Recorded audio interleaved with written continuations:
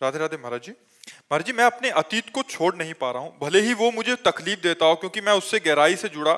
लोग कहते हैं कि अतीत को भूल जाओ, पर सच्चाई है कि उसे भुलाना आसान नहीं है। मैंने अरे छोड़ो, सब स्वप्न है।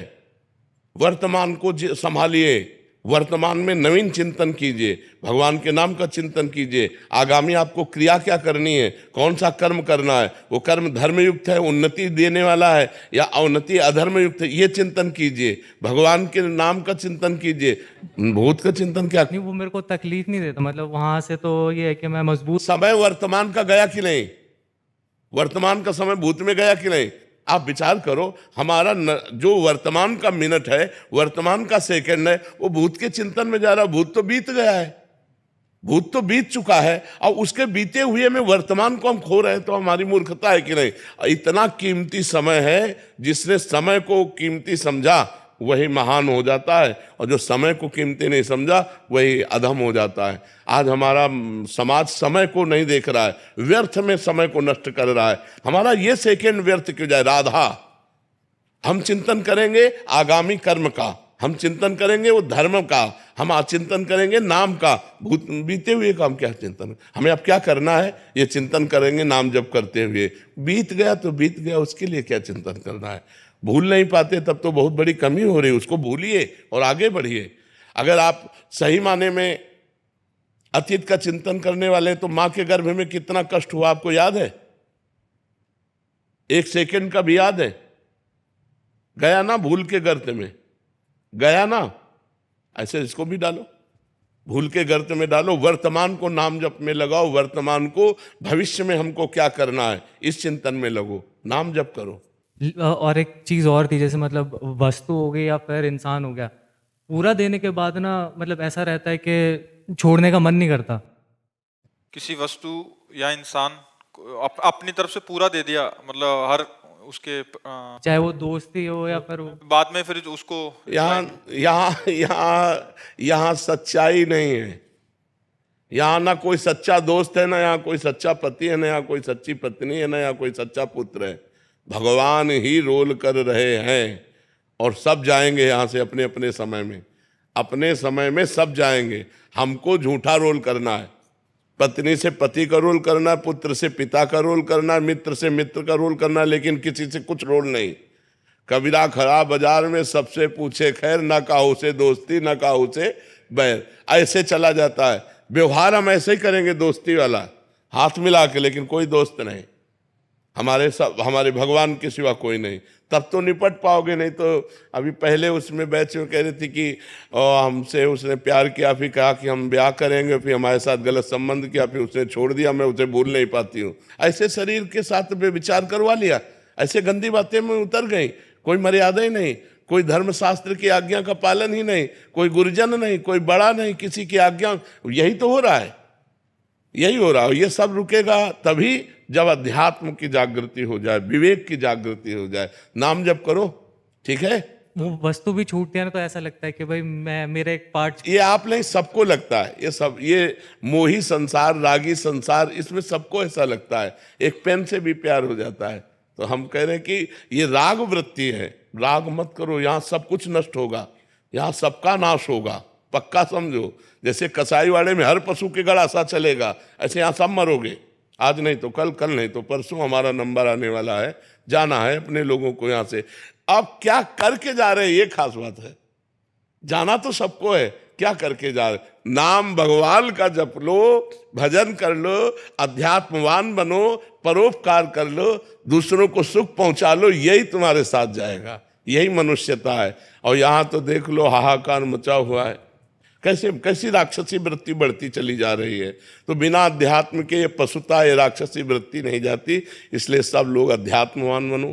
कोई मांस मत खाओ, शराब मत पियो, पराई माताओं बहनों की तरफ गंदी दृष्टि मत रखो, जुआ मत खेलो, चाहे वो गेम में हो चाहे प्रगट में हो, और नाम जप करो, परोपकार करो, तुम्हारा जीवन मंगल में हो जाएगा। अखिलेश मिश्रा जी, काशी से। श्री हरिवंश गुरुदेव, आपके चरणों में कोटि कोटि प्रणाम। महाराज जी, वापसी की तैयारी कब व कैसे की जाए? देहाभिमान पूर्णता गलित कैसे और कब होगा? देखो,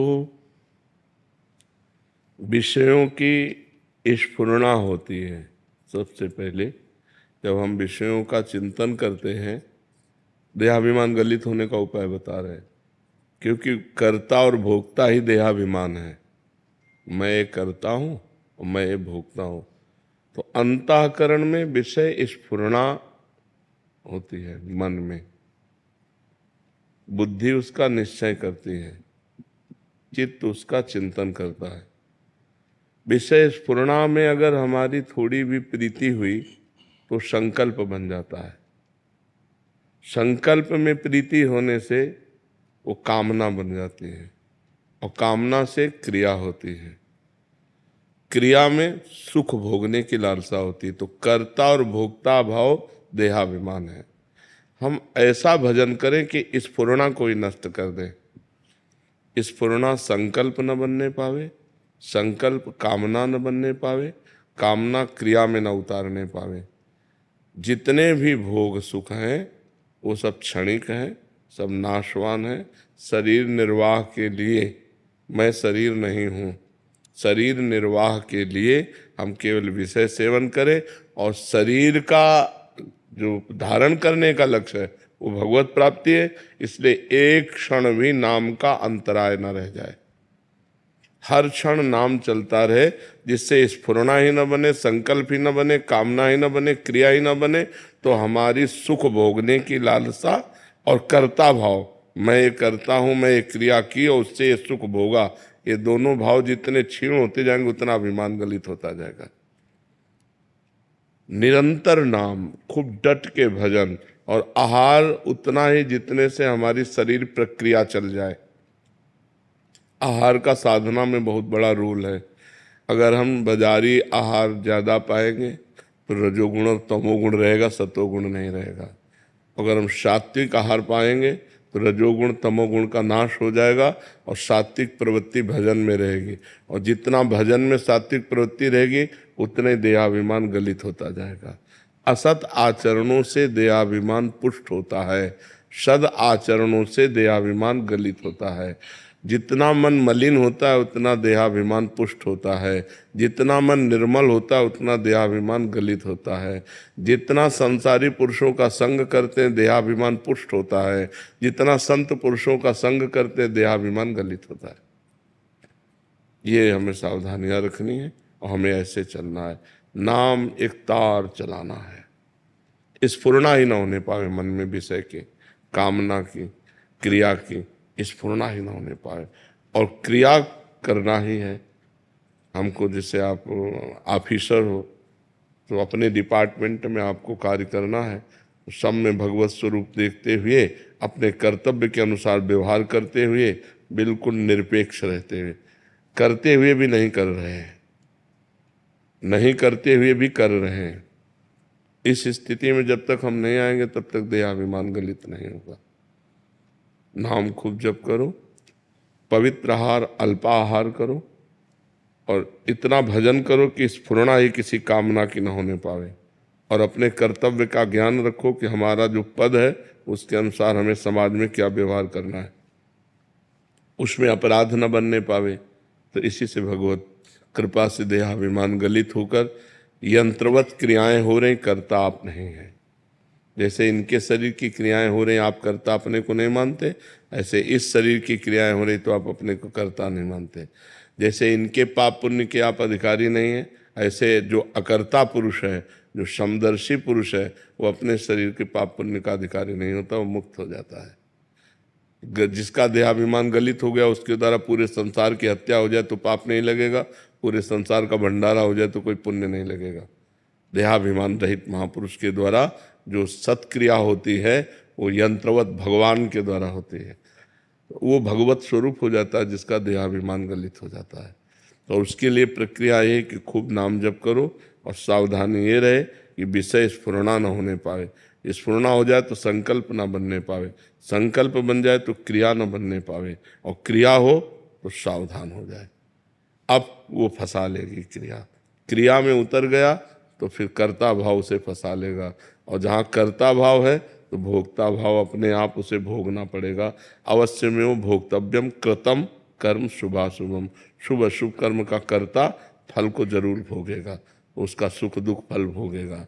अहंकार विमूढ़ आत्मा, मूढ़ता में अहंकार होता है, ज्ञान में अहंकार नहीं होता है। तो ये ज्ञान रखो, हर समय सावधान रहो, खूब नाम जप, बस खास बात नाम जप है। जितना नाम जप करोगे उतने ज्ञान विज्ञान प्रकट होता चला जाएगा, अहंकार गलित होता चला जाएगा। समझ पा रहे आप? मोहन गुप्ता जी सूरत से। श्री हरिवंश महाराज जी, हम शास्त्रों के वचनों को श्रद्धा से सुनते हैं। श्री नाम की महिमा, प्रसाद की महिमा, धाम, हरि कथा, साधकों के जीवन में जो भी शुद्ध भक्ति के अनुरूप होता है उसे करने का प्रयास भी करते हैं। पर महाराज जी फिर भी ये अनुभव होता है कि मन अभी शुद्ध नहीं है, मन एकाग्र नहीं है, भीतर से तल्लीनता नहीं हो रही, कामना अनर्थ की निवृत्ति नहीं हो रही। महाराज जी ऐसा अंदर से बना रहता है। महाराज जी ऐसी अवस्था में भजन की कमी है। सुनने मात्र से काम नहीं चलता। हम ज्यादा पढ़ने और सुनने में समय नहीं लगाया, करने में लगाया है। अगर हमने किसी बात को पढ़ा एक लाइन तो वही ग्रंथ बंद कर दिया और उसका 100 बार चिंतन किया और उसको अपने जीवन में उतारने की कोशिश की। तो बहुत नायम आत्मा प्रवचनेन लभ्या न मेधया न बहुना श्रुतेन।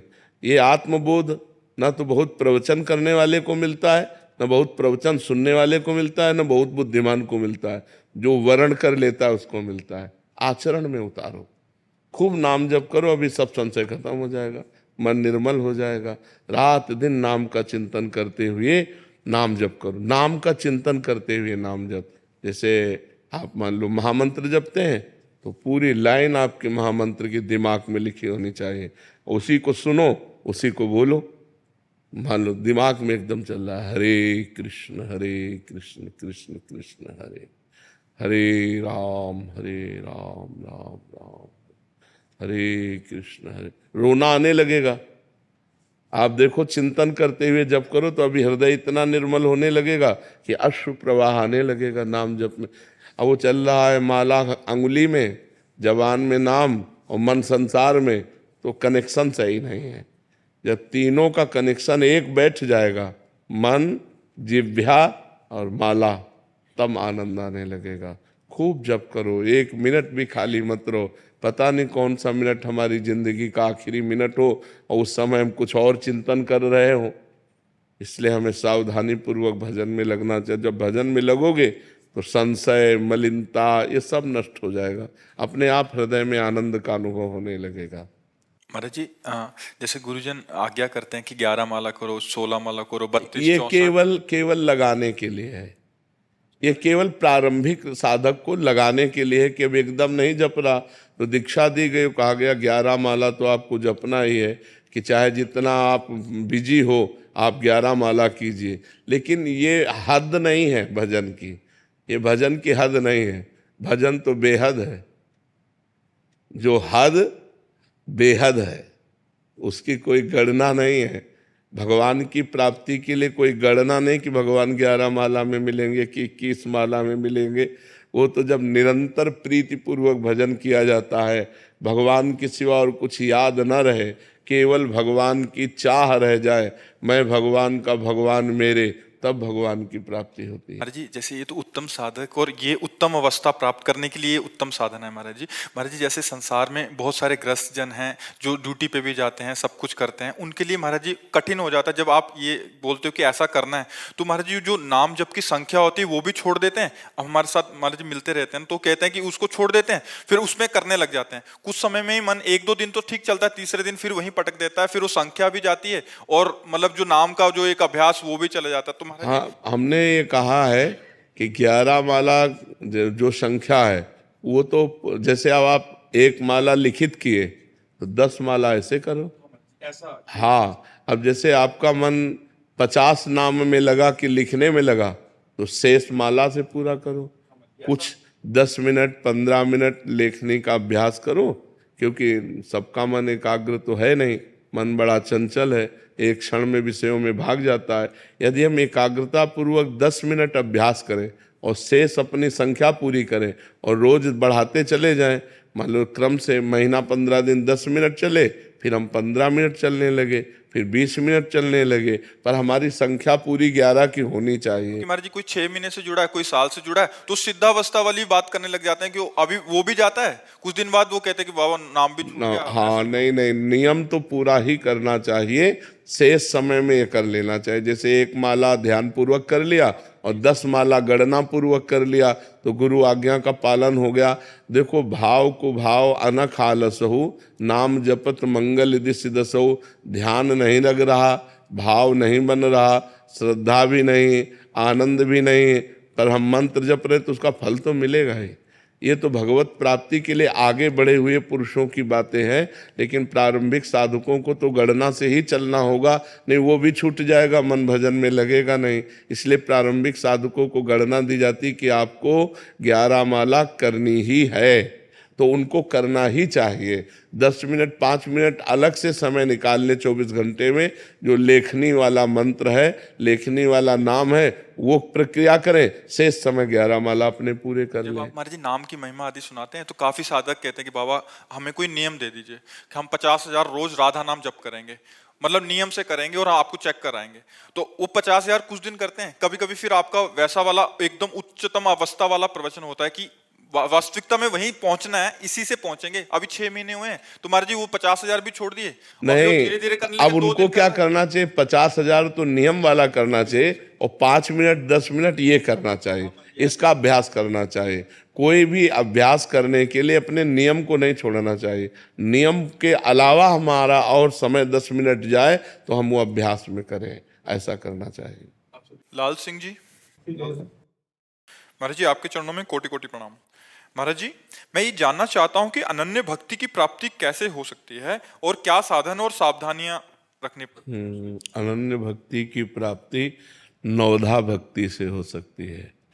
भगवान की लीला कथाओं का श्रवण करना, भगवान के नाम का कीर्तन करना, लीला कथाओं का गायन करना, भगवान के स्मरण में डूबना, भगवान की चरण सेवा करना, भगवान का दास भाव रखना, भगवान ही मेरे सखा हैं, और भगवान का अर्चन बंदन करना और भगवान में पूर्ण समर्पित हो जाना।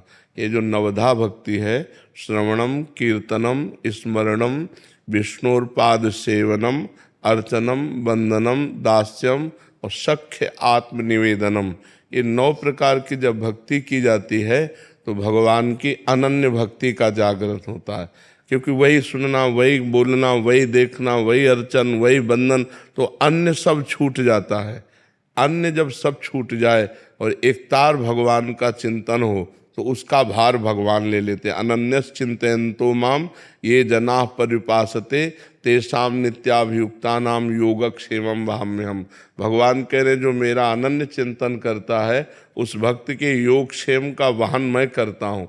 योग मतलब जो प्राप्त है और जो अप्राप्त है, तो अप्राप्त को प्राप्त कराना और क्षेम जो प्राप्त है उसकी रक्षा करना, ये दोनों काम भगवान कर लेते हैं। बस भक्त का एक काम होता है निरंतर नाम जप करना, भगवान के सिवा अन्य जो है हमारा चिंतन है वो चिंतन न जाए। अब इसमें सावधानी है कि भोजन पवित्र होना चाहिए, क्योंकि अन्न से ही मन का पूरा खेल है। अगर हमारा भोजन अधर्मयुक्त अपवित्र है तो फिर भजन में मन नहीं लगेगा।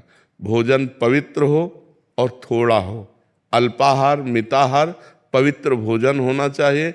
और इसके बाद कम बोलना, उचित उत्तर दे, हितकर उत्तर दे, सत्य बोले, मृदु बोले, नहीं तो मौन रहे और भगवान का नाम जप करे। कम देखना, कम सुनना और कम सोना। 4 घंटे 5 घंटे।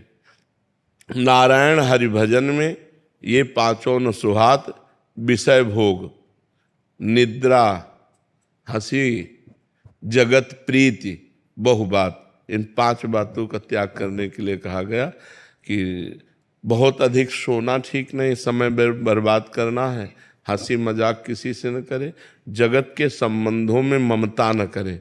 सबकी ममता ताग बटोरी, मम पद मनहि बांध बर डोरी। सबकी ममता को घसीट कर एकमात्र भगवान में, जैसे मीरा जी कहते हैं मेरे तो गिरधर गोपाल दूसरो न कोई। एकमात्र श्री भगवान में ममता, उन्हीं का चिंतन, और हमारा खान पान जितना व्यवहार हो सब भगवान से जुड़कर हो।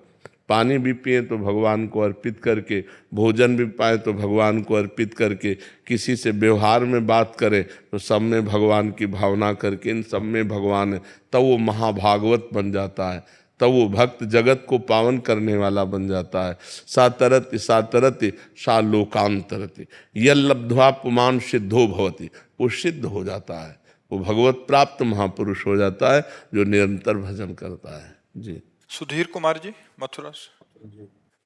राधे राधे महाराज जी।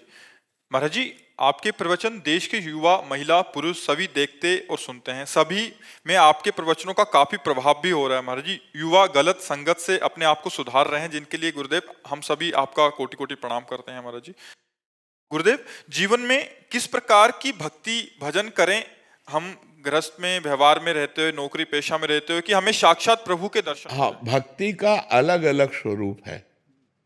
हर व्यक्ति के लिए एक जैसी भक्ति नहीं है, क्योंकि अलग अलग पोजीशन, अलग अलग कर्तव्य कर्मों में लगा हुआ है, तो उसके लिए अलग अलग भक्ति का स्वरूप है।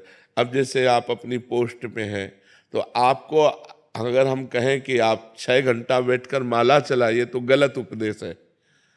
आपके लिए यही कि जब आपको रात में कभी किसी भी समय सुबह ब्रह्म मुहूर्त में भी अगर कह दे कि भाई ड्यूटी निभा के ब्रह्म मुहूर्त, तो ब्रह्म मुहूर्त में फोन आ जाएगा, आप चलिए वहां तैनात होइए, चल करके आप चल हाँ, तो आपके लिए है चलते फिरते उठते बैठते नाम जप करना। और सबसे बड़ी बात है, अधार्मिक पुरुष को बख्शना नहीं और धार्मिक पुरुष को दंड नहीं देना।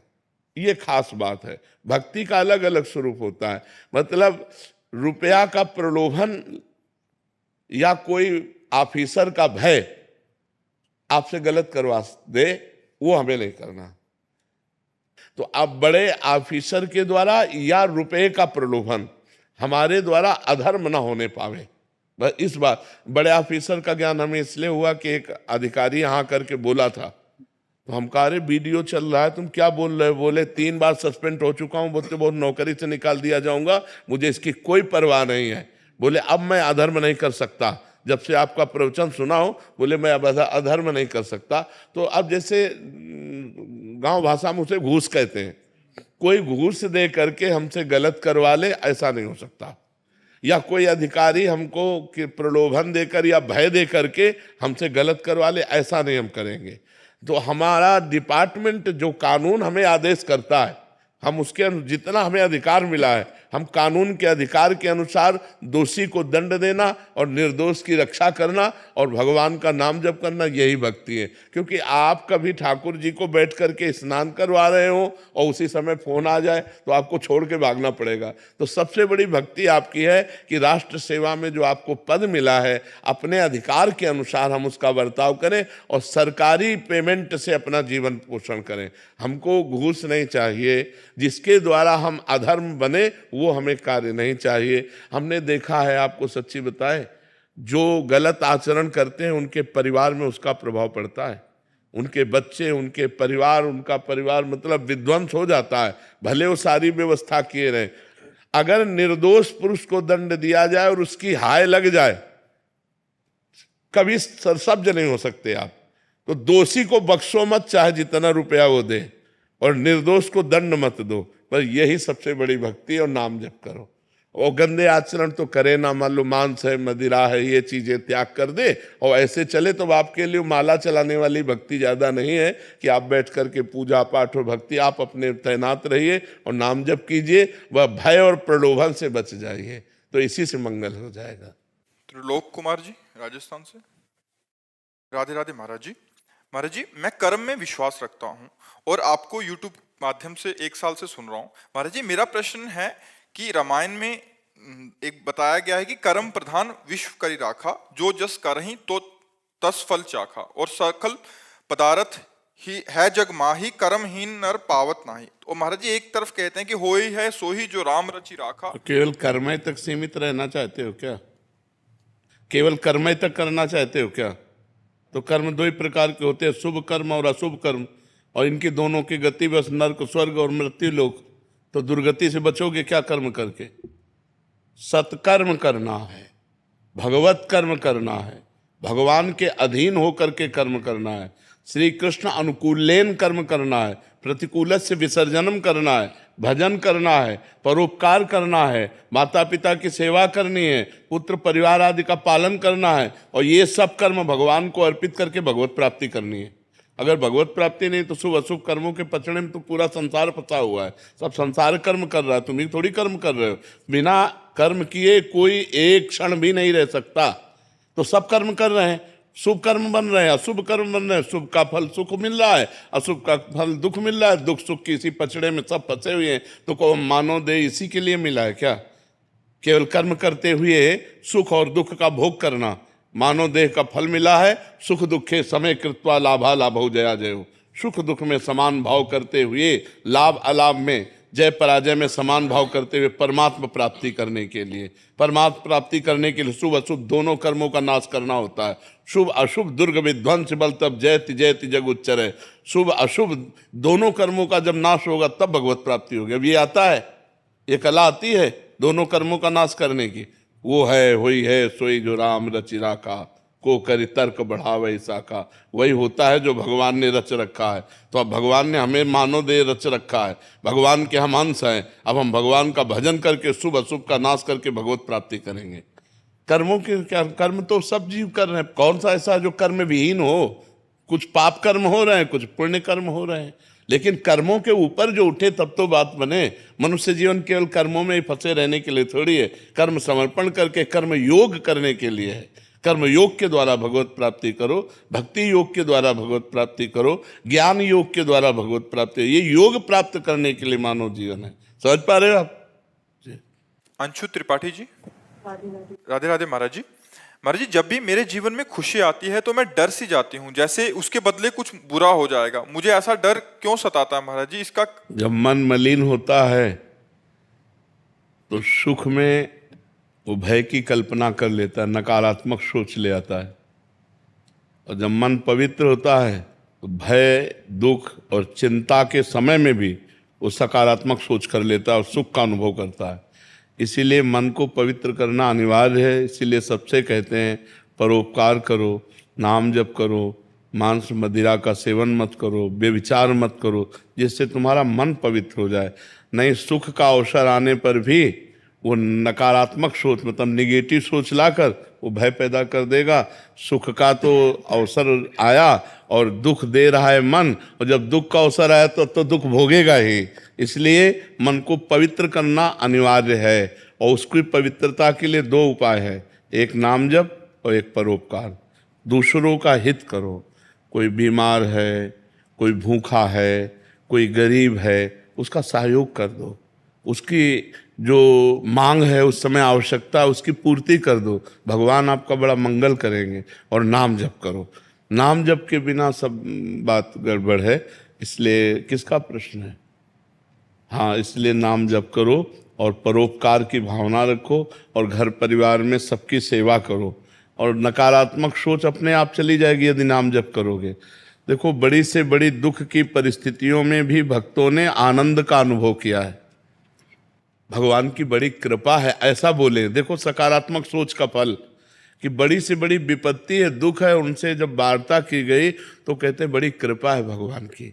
मतलब दुख में भी भगवान की कृपा का अनुभव करके वो सुखी हो रहे हैं। और यहाँ सुख में भी भय की एक कि कहीं भय ना आ जाए, संशय वृत्ति आ गई, तो ये मन की मलिनता है। इसको निर्मल करने के लिए नाम जप और परोपकार कीजिए। अभी जी पंजाब से। श्री हरिवंश जी महाराज जी, आपके चरणों में कोटि कोटि प्रणाम। गुरुदेव भगवान, जैसे आप कहते हैं कि परिवार में किसी एक को भगवत प्राप्ति हो जाती है तो 21 पीढ़ियां तर जाती हैं, तो महाराज जी इसका भाव क्या है महाराज जी? भगवत प्राप्ति होना बहुत कठिन बात होती है, कल्याण हो जाना बात अलग होती है। वही जैसे 21 पीढ़ियां, मतलब उनका कल्याण होने का मतलब कि दोबारा जन्म नहीं होता। हाँ, फिर नहीं, पक्का नहीं होगा, इसमें कोई संशय नहीं है। देखो, भारतीय सुविधा जैसे कोई बड़ा अधिकारी होता है तो उसके माता पिता फ्री रेल में चल सकते हैं, उसके परिवारजनों को होती है ना सुविधाएं। तो जब कानून, अपनी भारत सरकार इतना सुविधा परिवार वालों को देती है भाई लड़का नौकरी में तो माता पिता फ्री क्यों चल देंगे? बोले नहीं, सुविधा है, कब परिवार को सुविधाएं नहीं मिलती, तो भगवान ने सुविधा दी है कि अगर एक भक्त निकल गया और भगवान को प्राप्त हो गया, भगवान का साक्षात्कार कर लिया, तो 14 पीढ़ी आगे की और 7 पीढ़ी पीछे की, 14 और 7 21 पीढ़ियां तर जाती है, पर हो तो भगवत प्राप्त। 2-4 माला घुमाने वालों के लिए भगवत प्राप्त हो गए। तो अगर उसके कुल में हो गया तो सतरत सा लोकांतार्यत, उतर जाता है, लोगों को उतार देता है, बड़ी बात होती है ना। कुलम पवित्रम जननी कृतार्था, शास्त्र कहते वो कुल पर सो कुल धन्य उमासुन जगत पूज्य सुपनीत, श्री रघुवीर परायण जे जन उपज विनीत। भगवान का विनय संपन्न भक्त जो पैदा हुआ भगवत सागर, वो कुल जगत पूज्य हो जाता है। अहोबत सुपचितो गरियान यज्ञ वर्तते नाम तुभ्यम, वो चाहे चांडाल क्यों ना हो, नीच स्वपच क्यों ना हो, अगर जिसकी जिह्वा पे भगवान का नाम आ गया और भगवान का निरंतर नाम जप कर रहा है, वो जगत पूज्य गरियान, वो जगत में सबसे श्रेष्ठ है। नाम प्रसंग कहत उपदेश जाया धर्म धन्य सो देश, धन्य सो कुल जय जन्म भयो, धन्य सो तात, धन्य सो माय, संतत सकल सुनो चितलाय, श्री हरिवंश प्रताप जस। नाम जप करने वाला बालक जिसके, तो वो देश धन्य, वो कुल धन्य, वो माता धन्य, वो पिता धन्य, धन्य धन्य हो जाते हैं। लेकिन असली भक्त भगवान का पैदा हो जिसके कुल में, उसके लिए लिखा हुआ है कुलम पवित्रम जननी कृतार्था। हाँ जी। रेणु जी मथुरा से। राधे राधे महाराज जी कि मैं पतिव्रत धर्म का पालन करते हुए अखंड सुहाग की कामना हेतु अगर नाम जप या पूजा पाठ करूं तो क्या मुझे भगवत प्राप्ति हो जाएगी? बिल्कुल हो जाएगी, बिल्कुल हो जाएगी, बिल्कुल हो जाएगी, बिल्कुल हो जाएगी। और भगवान आपके पति की आयु की रक्षा भी करेंगे, क्योंकि भजन में बड़ा बल है, तपस्या में बड़ा बल है, संयम में बड़ा बल है। महाराज जी इनका एक और प्रश्न है कि महाराज जी माताएं बहनें जो घूंघट करती हैं, क्या इसकी कोई धार्मिक मान्यता है या पवित्र आचरणों में? पवित्र आचरणों के लिए ये ग्रामीण मान्यता है, धार्मिक या शास्त्रीय मान्यता नहीं है। ये जो घूंघट है ये इसलिए कहा जाता है कि हम रूप दर्शन न करावें और न सहसा किसी के करें। नारी की पवित्रता का बहुत बड़ा उसमें, अब आजकल तो ये सब देखने को नहीं मिलता, लेकिन गांवों में बूढ़ी माताएं अब भी इतना डालेंगी। अच्छा, घर में जैसे बूढ़े कोई जाते थे तो कहे दादा आ गए सब घूंघट करके, आज भी है गांव में, आज भी गांव में है तो ना। हाँ, तो देखो कितनी पवित्रता थी कि पूज्य जन जो है वो ऐसे सावधान करके जाते थे कि माताएं बहनें यदि असावधान हो तो सावधान हो जाए, कि हम उनके अंग भी न देखें, उनका चेहरा भी न।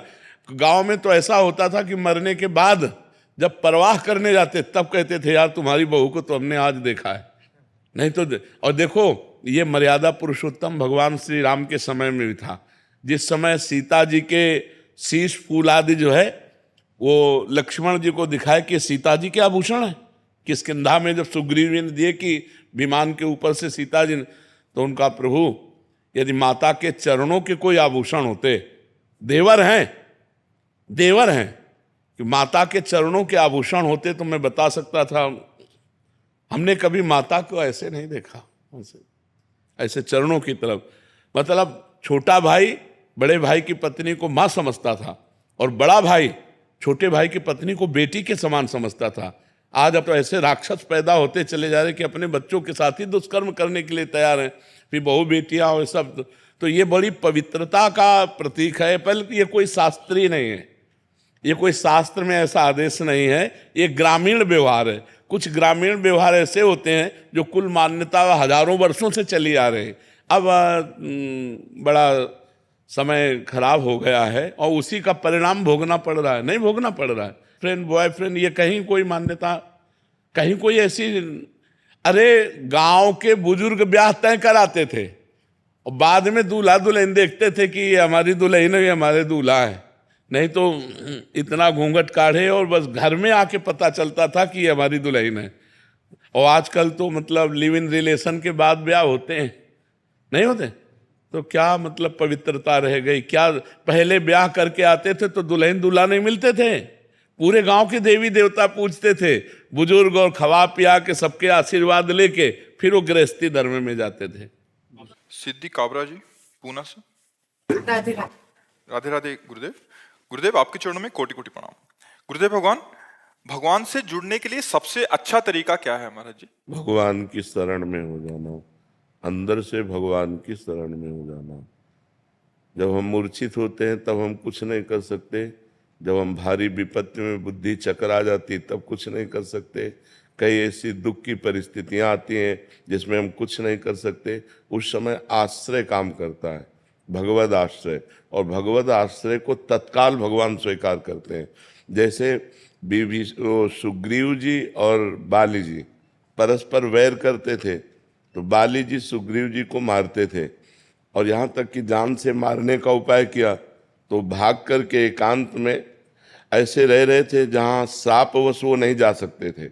बिल्कुल ध्यानपूर्वक सुनना। तो दूर से देखा दो राजकुमार आ रहे हैं, तो उसको संशय हुआ सुग्रीव को कि बाली तो ऋषि के श्रापवश यहाँ नहीं आ सकते, हो सकता है इन राजकुमारों को भेजा हो। तो हनुमान जी महाराज को भेजा। हनुमान जी महाराज जी ब्राह्मण के रूप में गए और जब भगवान से परिचय पूछा, आप कौन हैं? तो उनका हम दशरथ पुत्र राम लक्ष्मण हैं, हमारी पत्नी को कोई अपहरण करके ले गया है, उसकी हम खोज कर रहे हैं। तो हनुमान जी महाराज चरणों में गिरे, अपने प्रभु को पहचान करके और अपने कांधे पे बैठाल करके लाए। तो सुग्रीव दूर से ही देख के समझ गए कि मित्र पक्ष है, क्योंकि कांधे पे बैठाल के ला रहे हैं। अब सुग्रीव जी ने आज तक कोई भगवान की प्राप्ति का साधन नहीं किया था। भगवान और सुग्रीव जी को हनुमान जी मिला रहे हैं, मतलब भक्त के द्वारा भगवान की आश्रय वृत्ति प्राप्त होती है। सुग्रीव जी को विश्वास दिलाने के लिए भगवान ने अग्नि को साक्षी किया और कहा, हम आज से आपको सखा भाव से स्वीकार करते हैं, अर्थात आप हमारे मित्र हैं। किस भय से तुम यहाँ रह रहे हो? तो उन्होंने बताया, हमारा भाई ही है, तो हमारा दुश्मन वो हमें मारने के लिए तैयार है, तो उनका एक बाण से मार दूंगा, तुम उससे चिंता न करो। सुग्रीव जी ने जब भगवान की बाहुबल की रक्षा से किष्किंधा का राज्य प्राप्त किया, भगवान ने बाली को मारा, तो 4 महीने भगवान प्रवर्षण पर्वत पर रहे, एक दिन भी नहीं गया। भयवश ऋष्यमुख पर्वत पर प्राण छुपाए रहता था। भगवान के आश्रय से किष्किंधा का राजा बना, एक दिन भी दर्शन नहीं करने गया, ऐसी इनकी भक्ति थी, केवल आश्रय।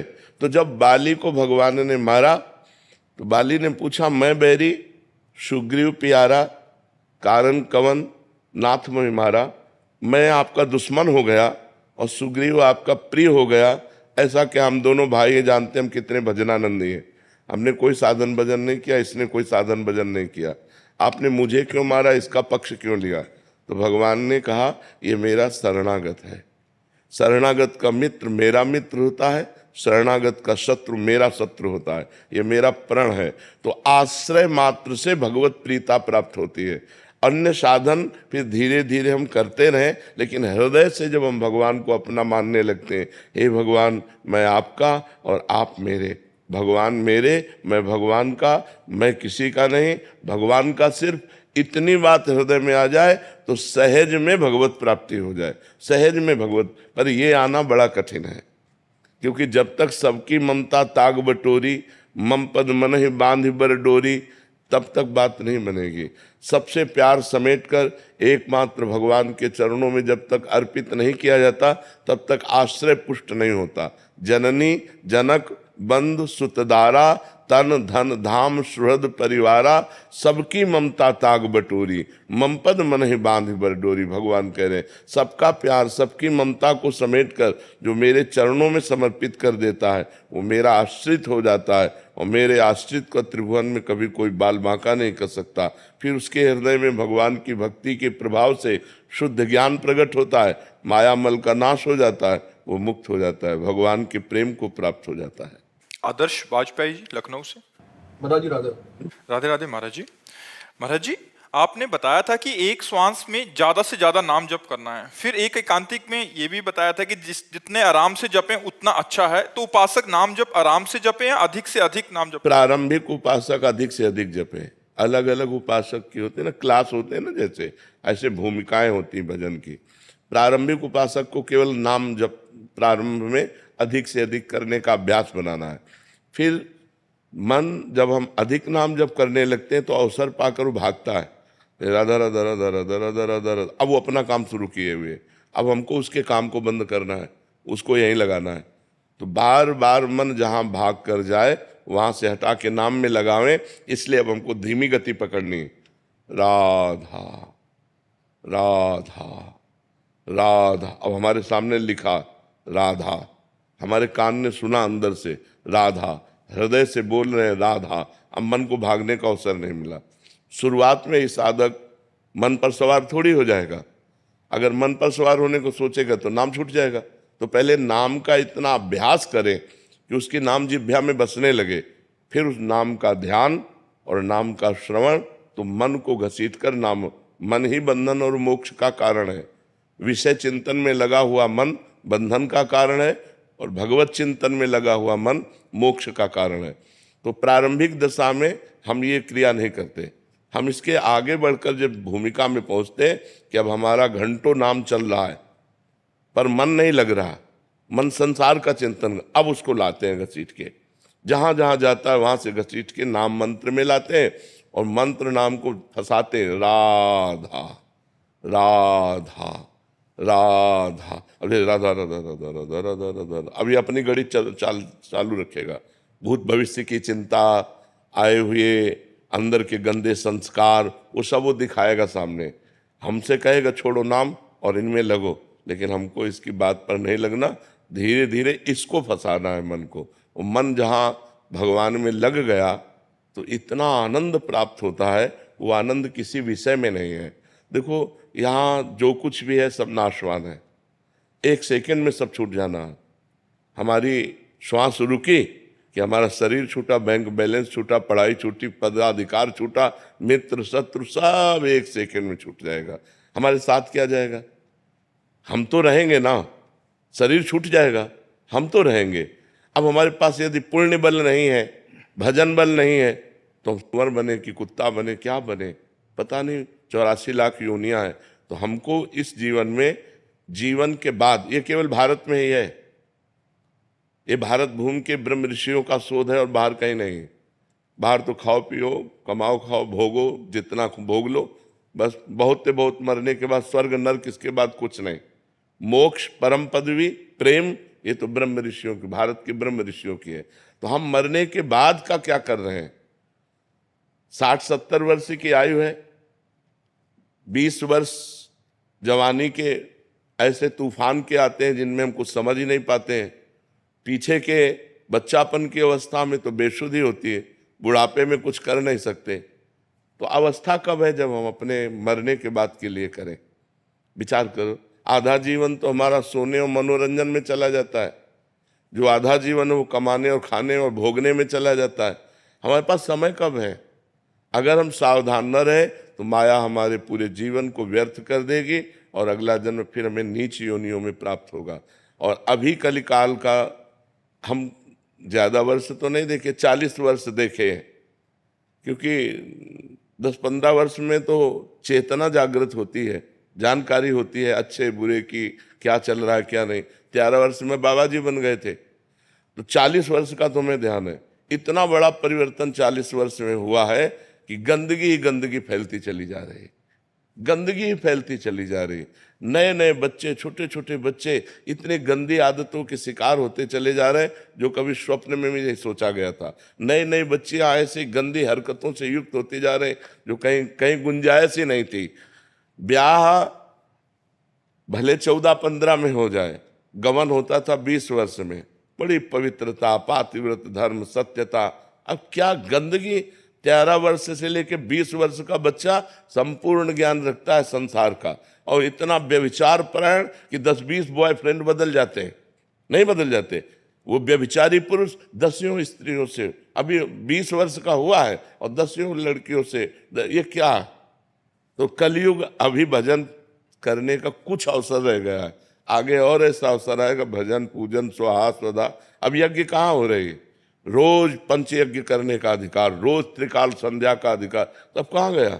सब खो गया। रोज शास्त्र स्वाध्याय, रोज दान पुण्य, नियम पूर्वक दान पुण्य, नियम पूर्वक दूसरों की सेवा, ये सब कहाँ गया? किसी तरह हमारी वासनाओं की पूर्ति हो, ये वृत्तियां चल रही हैं। तो भगवत प्राप्ति करने का अवसर इस मनुष्य जीवन में है। बहुत सावधानी पूर्वक हम चलें, परोपकार करें, मांस मदिरा इनका सेवन न करें, पराई माता बहनों के साथ बेविचार वृत्ति न रखें, नाम जप करें तो हो सके। और भी कलयुग के 5,000